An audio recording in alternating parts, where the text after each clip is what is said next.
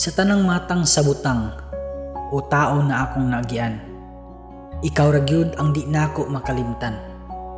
Ang tao nga akong madumduman sa adlaw-adlaw, gihuna-huna sa matag karon ug unya. Nabala ka, nga basin kalit ka lang mawala. Nagsagol na ni akong gibati, daw sa di masabot na ako murag maguol, mabalaka, matarantar, ug daw ang akong kaugalingon nga puno nas kaligot-got. Pero wa man noon ko naglagot. Ang ako, storya lang, pahinumdum lang, nang hinaot na makadumdum ka o mabayran ako sa imong utang.